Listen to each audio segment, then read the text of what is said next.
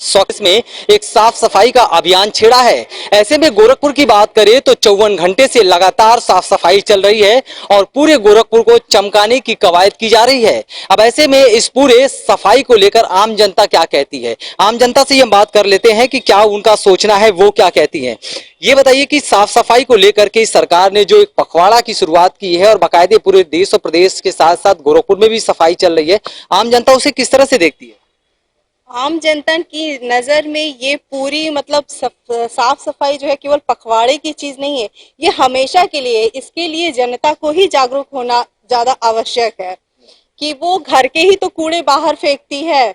पहले उन सब चीजों की साफ सफाई, अपने आसपास की सफाई, ये नहीं कि अपने घर की सफाई करके पड़ोसी के यहाँ डाल दे। भाई सफाई रखनी है तो सब जगह से सफाई रखनी है।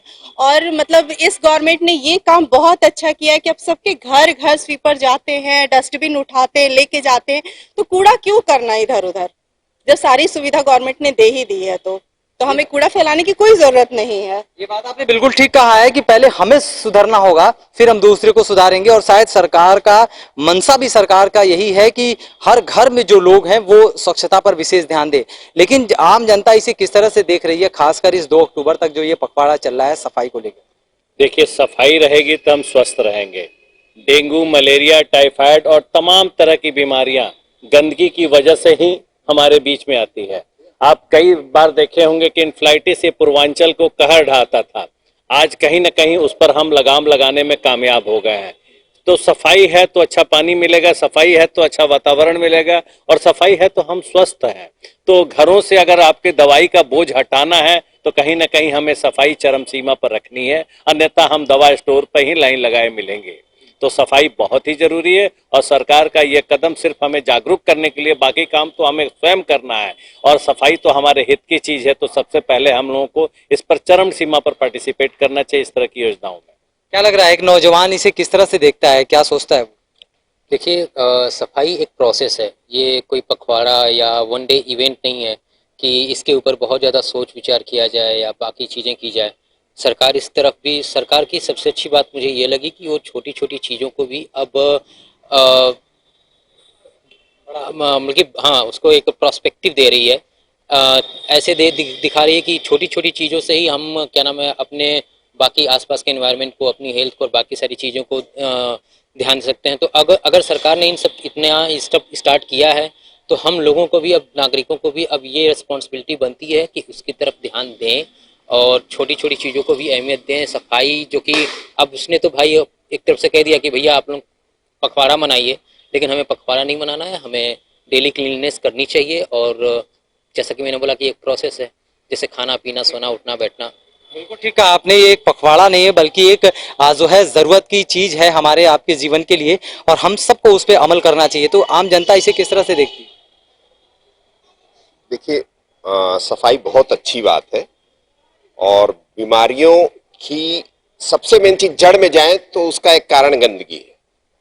तो सफाई बहुत अच्छी चीज है, लेकिन इस पखवाड़े को मनाने की जरूरत क्यों पड़ी?